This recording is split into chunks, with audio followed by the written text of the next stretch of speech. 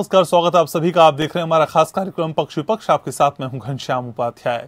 3 नए कृषि कानूनों के विरोध में देश भर में किसानों का प्रदर्शन जारी है। कई राज्यों में आज भी किसान लगातार धरने पर बने रहे। आए दिन किसान अपनी मांगों को लेकर रेलवे ट्रैक से लेकर हाईवे तक को बंद कर देते हैं। पंजाब में किसानों ने शनिवार को कई जगह रेलवे ट्रैक जाम कर दिया। इसके चलते फिरोजपुर डिवीजन में 19 ट्रेनें रद्द हो गई। किसानों ने कृषि कानूनों के अलावा गन्ने के दाम में वृद्धि को लेकर भी हाईवे पर धरना दिया। वहीं उत्तर प्रदेश में भी 4 ट्रेनें रद्द किए जाने की खबर सामने आई। किसानों के विरोध के चलते यूपी के मुरादाबाद और बरेली रेलवे स्टेशन पर 4 ट्रेनें प्रभावित हुई। किसानों के विरोध के कारण रेल सेवाएं बाधित कर दी गई, जिससे यात्रियों को अपनी अपनी मंजिल तक पहुंचने में काफी दिक्कतों का सामना करना पड़ा। आपको बता दें कि यह विरोध किसानों द्वारा पिछले साल 26 नवंबर से जारी है। इसके चलते राष्ट्रीय राजधानी दिल्ली की सीमाओं पर किसान महीनों से डटे हुए हैं। किसान नेताओं और केंद्र ने कई दौर की बातचीत की, लेकिन कोई भी सफल नहीं हुई, जिससे विरोध खत्म नहीं हो पाया। इसके पहले शुक्रवार को पंजाब के जालंधर में गन्ने का न्यूनतम समर्थन मूल्य घोषित करने की मांग को लेकर किसानों ने राष्ट्रीय राजमार्ग और रेलवे ट्रैक को जाम कर दिया। इस कारण दिल्ली अमृतसर राष्ट्रीय राजमार्ग पर जालंधर से अमृतसर, लुधियाना और चंडीगढ़ की बस सेवा प्रभावित रही। अनिश्चितकालीन चल रहे धरना प्रदर्शन की वजह से नेशनल हाईवे पर रेलवे ट्रैक पर व्यवस्था बिगड़ चुकी है। नेशनल हाईवे पर जाम अब आम हो गया है। प्रधानमंत्री मोदी ने स्वतंत्रता दिवस पर लाल किले से अपने संबोधन में कहा कि आज देश के 80% से भी ज्यादा किसान ऐसे हैं जिनके पास 2 हेक्टेयर से भी कम जमीन है। प्रधानमंत्री ने कहा कि हमारा संकल्प है छोटा किसान देश की शान बने। उन्होंने आगे कहा कि किसानों की आय बढ़ाने के लिए फसलों के न्यूनतम समर्थन मूल्य को लागत को का 1.5 गुना किया गया है। किसानों को किसान क्रेडिट कार्ड जारी किए गए हैं। किसानों को सशक्त और मजबूत बनाने के लिए अब तक 1.5 लाख करोड़ रुपए की राशि छोटे किसानों के खातों में डाली जा चुकी है। पीएम मोदी ने किसानों के लिए उनकी जमीन के आधार पर बैंकों से कर्ज दिलाने की सुविधा वाली स्वामित्व योजना का भी जिक्र किया। हालांकि आंदोलनरत किसानों का आरोप है कि सरकार किसानों की सुध नहीं ले रही है, उनकी बात नहीं सुन रही है। उनका कहना है कि सरकार किसान संगठनों के साथ चर्चा करे और इन कानूनों को वापस ले। ऐसे में सवाल उठता है कि किसानों की समस्या का हल कैसे निकलेगा। मेरे साथ पक्ष विपक्ष में 2 खास मेहमान जुड़ रहे हैं। परिचय आपका करा दूं। मेरे साथ भारतीय जनता पार्टी से राकेश सिंह जुड़ रहे हैं। ब्रजेश भाटी किसान नेता हैं, वो भी चर्चा का हिस्सा हैं। आप दोनों का बहुत बहुत स्वागत। सबसे पहले राकेश जी, आप ही के पास आना चाहूंगा। सर, इतनी कोशिशें कर ली, इतनी वार्ता हो गई, इतने प्रोटेस्ट हो गए, ये कौन सी समस्या है जिसका समाधान नहीं निकल पा रहा? कब निकलेगा समाधान सर? नहीं, समाधान आ रहा हूँ ब्रजेश जी, आपके पास आ रहा हूँ। पहले राकेश जी से जवाब ले लूं, फिर आपके पास आ रहा हूँ। बोलिए राकेश जी। घनश्याम जी, जो लोग किसान आंदोलन का नेतृत्व कर रहे हैं, जो संगठन नेतृत्व कर रहे हैं, मैं जानना चाहता हूँ कि उनकी राजनीतिक महत्वाकांक्षा थी कि नहीं थी। अगर किसानों की समस्या होती तो समस्या इन्होंने 2 कानून की बात की थी, 2 कानून वापस हो गए और लगातार बात हो रही है। आप बात करेंगे नहीं, आप कहेंगे कानून वापस हो जाए, कानून को वापस के बिना हम नहीं करेंगे। क्या कारण है कि एक क्षेत्र विशेष में ही आंदोलन हो रहे हैं? और योगेंद्र यादव कौन है? राकेश टिकैत कौन है? भानु प्रताप सिंह मान क्या किसानों के नेता नहीं है क्या? पंजाब का बड़ा नाम है शेतकारी संगठन, क्या किसानों का संगठन नहीं है महाराष्ट्र का? ये सारे संगठन किसान कानून जो आए हैं, कृषि कानून, उसके साथ हैं। तो अकेले ठेकेदार राकेश टिकैत, योगेंद्र यादव नहीं है, दरअसल पाल नहीं है। ऐसे 300 संगठन ऐसे हैं जो इस कानून का समर्थन कर रहे हैं और इतने कानून आए हैं। तो राकेश जी, आपकी इन दलीलों के बीच ये प्रोटेस्ट यूं ही चलता रहे, मतलब ये प्रदर्शन यूं ही चलता रहे, किसान लगातार परेशान होते रहे, प्रोटेस्ट करते रहे और आम लोग भी परेशान होते रहे, किसी की कोई परवाह नहीं है सर? घनश्याम जी, प्रोटेस्ट करने वाले कौन हैं? योगेंद्र यादव सीए का भी प्रोटेस्ट कर रहे थे शाहीनबाग। ये देश का हिस्सा नहीं है सर? क्या ये देश का हिस्सा नहीं है? अगर इनमें कोई विरोध है, कोई असहमति है, तो उसको दूर करने का काम भी आपका है ना सर? योगेंद्र यादव कोई बाहर से आए क्या? ये किसानों के साथ नहीं है, इनका एजेंडा राजनीतिक है, इसको समझने की जरूरत है। ये चुनाव लड़ते हैं, राजनीतिक दल बना है, इन लोगों का बना है। किसानी और खेती किसानी का संगठन नहीं है इनका, योगेंद्र यादव का, दर्शन पाल का। ये लोग लेफ्टिस्ट लोग हैं और ये वैचारिक रूप से बीजेपी के विरोधी हैं, तो इनसे क्या अपेक्षा की जाएगी? ठीक है ब्रजेश जी, तो कहीं तो ये डेडलॉक टूटेगा, कहीं तो किसी दीवार में बातचीत का दरवाजा खुलेगा, कोई तो खिड़की दिखाई देगी जहां से आपस में बातचीत हो पाए, क्योंकि ये ऐसा नजर आता ही नहीं, ये समाधान होता हुआ दिखाई नहीं देता। अब तो 1 साल हो जाएगा सर, 1-2 महीने बाद। घनश्याम जी, आपने माननीय बीजेपी के प्रवक्ता जी को, आपको इनकी बातों से लगता है कि डेडलॉक को तोड़ना चाहते हैं? इनकी सीधी सीधी मंशा इसको, आंदोलन को बदनाम करके राजनीतिक बातें करने की है। आदरणीय राकेश भाई बड़े भाई हैं हमारे, इन्होंने कह दिया 1 मिनट में कि ये तो कोई राकेश टिकैत कोई नेता नहीं है इस आंदोलन के, या जो है, अरे हमें उससे क्या मतलब है कौन आदमी क्या कर रहा है। हम पिछले 9 महीने से यहाँ बैठे हुए हैं और शांतिपूर्वक अपना आंदोलन चला रहे हैं, लेकिन ये बीजेपी के लोग, इनकी इतनी ज्यादा इनको घमंड भर चुका है, इनकी आप बातें सुनोगे तो आपको लगता है कि क्या इनको ये खत्म करना चाहते हैं इसको।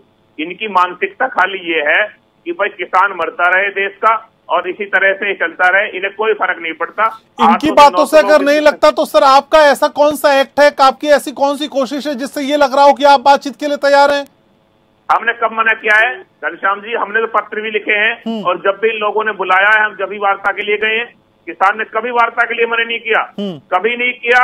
लेकिन एक बात मुझे बता दीजिए, इतने दिन से किसान ये 9 महीने से बैठा है, साल भर के करीब होने को जा रहा है, इनके किसी भी व्यक्ति ने ये नहीं सोचा कि वे इनके भी परिवार हैं, इनके भी घर हैं और ये क्यों परेशान है? क्योंकि इस देश का ही नागरिक है, हम कोई तालिबान से नहीं है, हम अफगानिस्तान से नहीं आए, ना हम तालिबानी है, हम इसी देश के किसान हैं।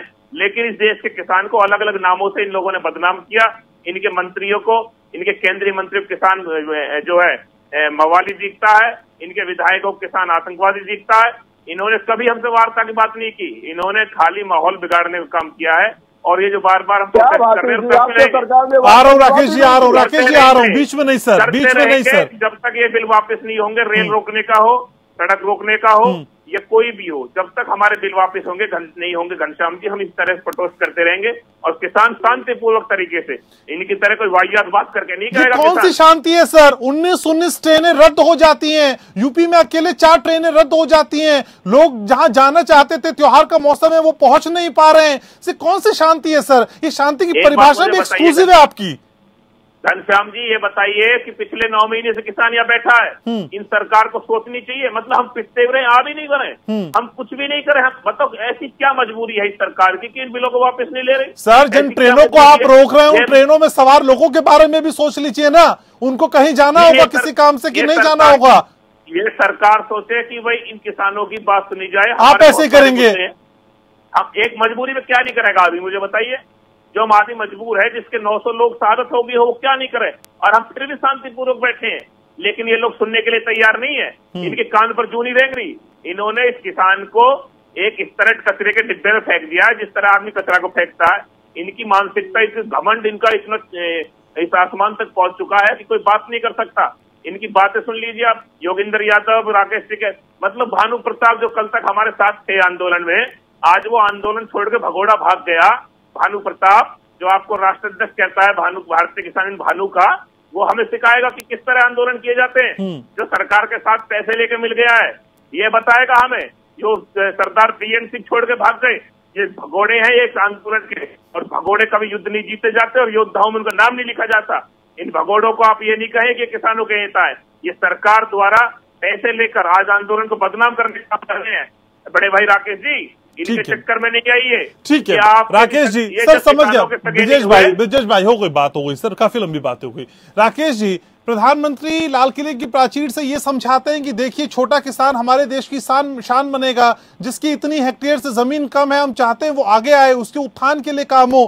सर इन बातों के इतर किसान परेशान भी तो दिखाई देता है, तो इन बातों को क्या मतलब रह जाता है? ये सिर्फ किताबी बातें हैं क्या, भाषण देने के लिए हैं? किसान तो परेशान है किसान के हिसाब से। नहीं, भाषण देने के लिए नहीं है घनश्याम जी। आप ये बताइए कि राकेश टिकैत ही कहते हैं कि 8% एमएसपी पे खरीद होती है, 92% नहीं होती है, तो 92% किसानों का जो छोटे हैं, मझोले हैं, ब्रजेश भारती, राकेश टिकैत जैसे बड़े किसानों की तरह नहीं है। उनकी चिंता कौन करेगा? उनकी चिंता सरकार कर रही है। 92 जिनकी एमएसपी पे नहीं खरीद हो रही है, उनकी आवाज अभी तक क्यों नहीं उठाया ब्रजेश भारती ने, राकेश टिकैत ने? और रही बात तीनों कानून की, तो ब्रजेश भारती जरा बताइए कि कितने किसानों की जमीन पंजाब में उद्योगपतियों ने ले ली, कब से वहां कॉन्ट्रैक्ट फार्मिंग है? आप बताइए कैसे आप कहते हैं, इतना झूठ बोलते हैं, गुमराह करते हैं आम किसानों को। कितनी जमीन ले ली, कोई डाटा है आपके पास? और पंजाब में कब से कॉन्ट्रैक्ट फार्मिंग चल रही है? तो झूठ क्यों बोला जा रहा है? गुमराह क्यों किसानों को किया जा रहा है? और जितने किसान जो शहीद हुए हैं, मृत्यु हुई है दुखद, उसके जिम्मेदार ब्रजेश भारती और राकेश टिकैत जैसे लोग हैं।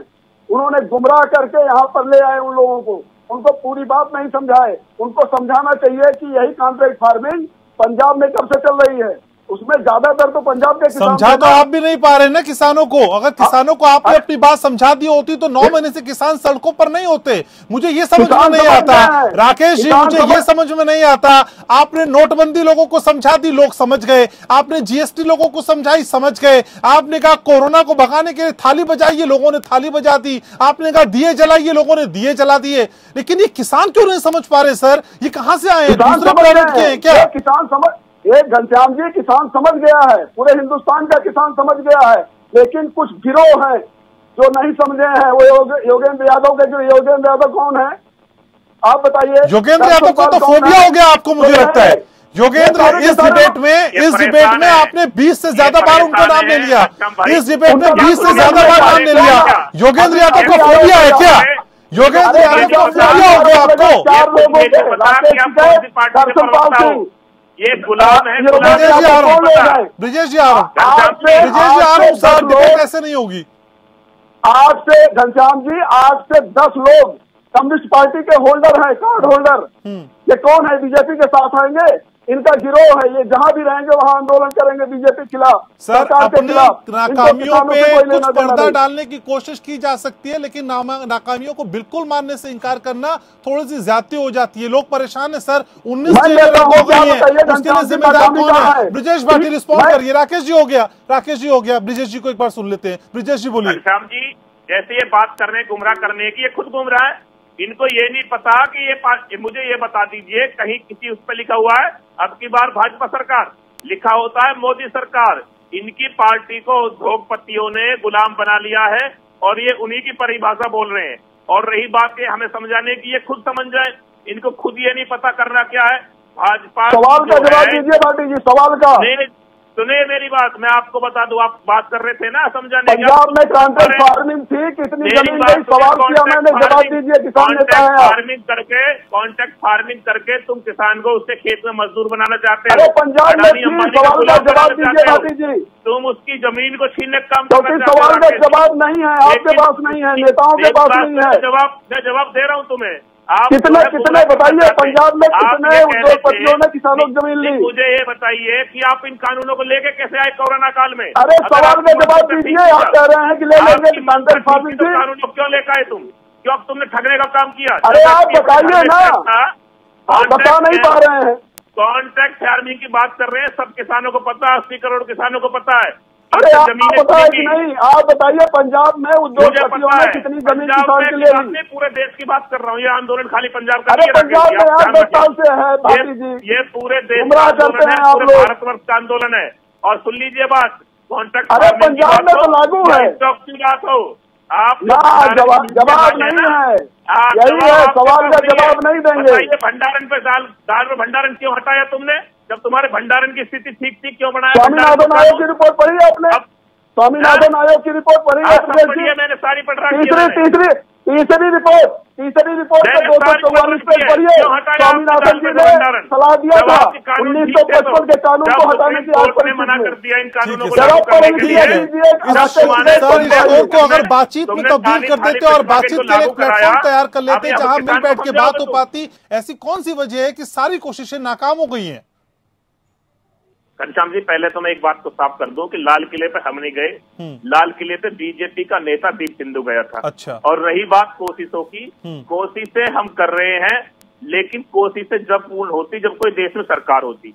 देश में कोई सरकार नहीं है, उद्योगपतियों की बनाई हुई एक कंपनी चल रही है, जो कि कोई भी कंपनी अपना नुकसान नहीं चाहती, इसलिए ये बिल वापस नहीं हो रहे। अगर सरकार इस देश में होती तो अब तक किसान की बात सुन ली जाती। यहाँ पर कोई सरकार नहीं चल रही है देश में। अगर सरकार को ये पता है कि जिसने आपको वोट देके सत्ता में बैठाया है और वही लोग आप मांग कर रहे हैं, हम क्या मांग रहे हैं? हम कोई इनसे कोई सांसद, एमपी, एमएलए बनने का टिकट नहीं मांग रहे। ये किसान कोई नेता बनने के चुनाव नहीं लड़ने के लिए नहीं कर रहा है, ये अपनी बात मान रहा है, अपनी जमीन और जमीन को बचाने की लड़ाई लड़ रहा है। इसलिए बता दो घनश्याम भाई साहब कि भाई लड़ाई इसलिए नहीं जीत पा रहे हम, क्योंकि सरकार के अंदर एक भाव होता है कि ये इसके बेटे हैं, किसान हैं, इस देश के नागरिक हैं, लेकिन सरकार नाम की चीज ही नहीं है, तो इसलिए सुनते नहीं। और रही बात आंदोलन की, जब तक ये बिल वापस नहीं होंगे शांतिपूर्वक तरीके से बैठे और बैठे रहेंगे। हमें किसी प्रकार की कोई हिंसा नहीं कर रहा है। हमारे संयुक्त मोर्चा 40 जत्थेबंदी हैं और इसमें पिछले ये आप किनारे से 300 इनके बनाए संगठन है बीजेपी के, वो जो नए राजदात में लेटर जारी किए हुए, इसमें जो सच्चे पूरे देश का किसानों के संगठन 500 संगठन इसमें पीछे से मदद कर रहे हैं और कोई राकेश टिकैत अकेले नेता नहीं है इस आंदोलन के। इसमें 40 जत्थेबंदी है जो इसकी पूरी तरह से रूपरेखा तैयार करती है और आंदोलन को विधिवत रूप से आगे बढ़ाया जा रहा है। कभी न कभी तो वापस होंगे। विपक्ष के लोग भी शामिल हो गए हैं क्या? अपोजिशन पार्टीज भी शामिल हो गई हैं? हमारे मंच पर किसी अपोजिशन पार्टी के लिए घनश्याम जी कोई जगह नहीं है, न मंच है न माइक है। कोई अपना समर्थन दे रहा देता रहे, हमें उससे कोई लेना देना नहीं है। ठीक है। तो राकेश जी, सरकार और किसानों के बीच में असल में जो भरोसा कायम होना चाहिए इस टसल को लेकर, वो भरोसा कायम क्यों नहीं हो पा रहा? संवाद की स्थिति पैदा क्यों नहीं हो पा रही? दिक्कत कहां पे है? यह अवरोध कहां पे है? देखिए, है कहना घनश्याम जी की जो आंदोलन के लोग हैं, जो उनके संगठन है, मोर्चा है, उसी में अभी हाल में जो राजनीति चल रही है, चरहुनी को संयुक्त किसान मोर्चे ने निकाल दिया। ब्रजेश भाटी जी जरा बताएं क्यों निकाला गया? उन्होंने कहा कि मिशन पंजाब बात करिए, निकाला गया उनको। एक मिनट निकाला गया उनको। ब्रजेश जी एक मिनट सर, ब्रजेश जी, मेरी डिबेट का डेकोरम ऐसा नहीं होता सर। एक एक करके बात करते हैं तो बातें समझ में भी आती हैं। राकेश जी बोलिए। घनश्याम जी, बात आई, चरहुनी ने कहा कि मिशन पंजाब सबसे पहले हमको हाथ में लेना चाहिए। राकेश टिकैत ने कहा कि मिशन यूपी लेना चाहिए। वो भी चुनाव लड़ चुके हैं, राकेश टिकैत भी चुनाव लड़ चुके हैं और वो चुनाव हार चुके हैं। उनका उद्देश्य राजनीति करना है पंजाब में। राकेश टिकैत का उत्तर प्रदेश में भी चुनाव लड़ चुके हैं। तो ये जब बाहर आती है और राकेश टिकैत के साथ तमाम लोग हैं, तो चरहुनी को निकाल के बाहर कर दिया। क्या चुनाव कैसे लड़ सकते हैं? अरे चुनाव तो लड़े हुए लोग, राजनीतिक दल बनाए हुए लोग अंदर खाने में, जब आप चरहुनी को निकाल देते हैं केवल इस वजह से कि मिशन पंजाब, तो वही तो काम आप भी कर रहे हैं सब लोग। तो राजनीति के वजह से, अगर राजनीति ना होती तो यह मुद्दा इतना बड़ा नहीं था। संशोधन 2-4 इनके 2 कानून मान लिए, सरकार वार्ता की कह रही सरकार वार्ता, सरकार ने कहा है कि पूरा खुला है, जब आप फोन करेंगे फोन की दूरी पे है, बात शुरू होगी। लेकिन बातचीत से भाग कौन रहा है? तो ये फोन क्यों नहीं हो जाता सर? ये कौन सा नंबर है? ये कौन से मोबाइल से डायल करना है जो डायल नहीं हो पा रहा है ये नंबर? ये ब्रजेश भाटी जी से पूछना चाहिए। तो इससे पहले 11 दौर की वार्ता ब्रजेश जी से पूछ के की थी। हाँ, वहाँ आखिरी वार्ता घनश्याम जी आपको याद होना चाहिए कि आखिरी वार्ता जो हुई थी उसमें सरकार ने कहा था, और ये वार्ता बंद करने का जो संयुक्त मोर्चे ने अपनी निर्णय लिया था, उस पर सरकार ने कहा ठीक है आप नहीं कर रहे हैं, लेकिन जब भी आप चाहेंगे वार्ता के लिए सरकार के दरवाजे खुले हैं, एक फोन की दूरी पर है। तो उनके तरफ कॉल है, इधर से नहीं है। हुआ नहीं आज तक। आपको करना है, आप किसान नेता हैं ब्रजेश जी, आप अपडेट नहीं रहते आखिरी वार्ता में क्या हुआ। ठीक है, सरकार ने कहा कि दरवाजे खुले हैं। ठीक है सर, ठीक है, संयुक्त मोर्चे ने लगातार मत बोलिए ना ब्रजेश जी। मुझे ये बताइए कि इस समाधान का नतीजा बातचीत से ही होगा ना, संवाद से ही होगा। बिना संवाद स्थापित किए ये बातचीत सॉल्व नहीं होगी, ये समस्या सॉल्व नहीं होगी। तो सर बातचीत के अलावा क्या कोई दूसरा विकल्प भी सोचा है किसानों ने कि हम बातचीत नहीं करेंगे, बाकी चीजें कर लेंगे, ट्रेन रोक लेंगे, ट्रक लगा देंगे सड़कों पे, पर हम बातचीत नहीं करेंगे? सर ऐसे सिद्ध क्या है? घनश्याम जी, किसान ने वार्ता के लिए कभी नहीं मना किया, लेकिन इनके कृषि मंत्री, इनके जो और मंत्री हैं और जो उसके अडानी अंबानी के वकील आते हैं वार्ता में, हमने ये कहा है कि भाई जहां वार्ता होती है उसको लाइव दिखा दे, उसमें पता लग जाए किसान से किस किस तरह की बात की जाती है। और रही वार्ता की बात, किसान ने कभी मना नहीं किया, लेकिन क्वेश्चन मार्क लगा के किसान वार्ता नहीं करेगा। इनके कृषि मंत्री कहते हैं कि भाई बिल वापस नहीं होंगे, एमएसपी पर कानून नहीं बनेगा और बिजली अटेंडमेंट बिल नहीं आएगा और वार्ता कर लीजिए। बताइए किस चीज वार्ता करें आप भी सीनियर पत्रकार हैं, हम आपको बहुत दिन से देखते आ रहे हैं, आप बता दीजिए भाई साहब की वार्ता करे किस चीज पे? किसान ये कहते हैं बिल तो वापस करेंगे नहीं, एमएसपी पर कानून बढ़ाएंगे नहीं, तो फिर क्या वार्ता करेंगे बताइए? और ये बता रहे थे कि दरवाजे खुले हुए हैं और माननीय प्रधानमंत्री जी ने भी कहा है कि एक फोन की कॉल की दूरी पर है।